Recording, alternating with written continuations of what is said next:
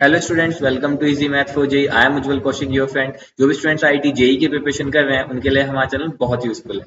तो आज एक क्वेश्चन है, consider the set of all lines p x plus q y plus i equal to zero such that 3p plus 2q plus 4i equal to zero, then which one of the following statement is true. Lines are parallel, not concurrent, lines are concurrent, और each line passes through the origin. Concurrent means nothing but intersecting line, intersect exactly one point. तो देखो, इस question को करने के दो method हैं। ठीक है, इस क्वेश्चन करने के दो मेथड है। मेथड वन करते हैं पहले, जो आपको ठीक लगे आप वो मेथड अडॉप्ट कर सकते हैं। तो देखो, मेथड वन क्या कहता है, मुझे इक्वेशन गिवन है p x plus q y plus r equal to zero such that 3p plus 2q plus 4r equal to zero. तो देखो, ये मेरी मान लीजिए इक्वेशन वन है, ये इक्वेशन टू है। अगर मैं इक्वेशन टू में से 4 कॉमन ले लेता हूं तो इक्वेशन टू क्या बन जाएगी, 3/4p plus 1/2q plus r equal to zero.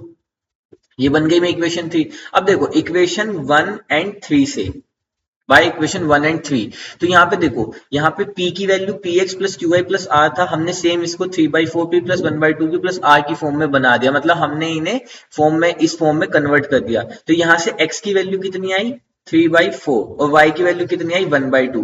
मतलब जब मैं अपनी जनरल इक्वेशन में x की वैल्यू 3/4, y की वैल्यू 1/2 होगा, that time that line will intersect with the line. तो it means the line are concurrent at the point 3/4 and 1/2, क्योंकि इन पॉइंट्स को पुट करते ही मुझे इक्वेशन मेरी 3 मिल जाएगी एंड दैट टाइम दिस जो ये मेरी गिवन इक्वेशन है इट विल बी इंटरसेक्ट। अब देखो, मेथड टू क्या कहता है, मेथड टू भी देख लेते हैं इसका।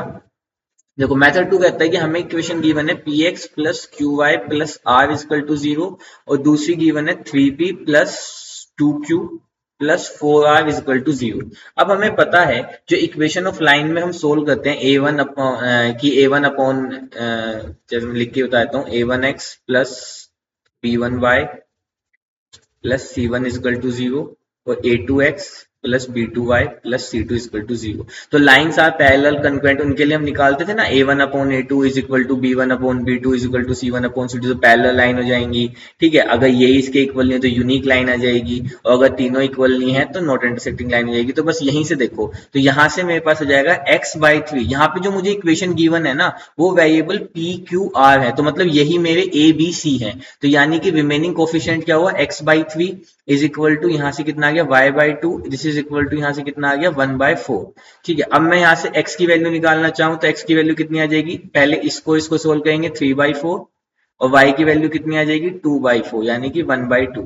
यानी कि इन दो पॉइंट पे हमारी लाइन क्या कर जाएगी, इंटरसेक्ट कर जाएगी। तो अगेन वही आंसर आएगा। I hope you are able to understand the video. If you have any doubt, you can ask to me into the comment box. Thank you very much. Please subscribe the channel. Be happy.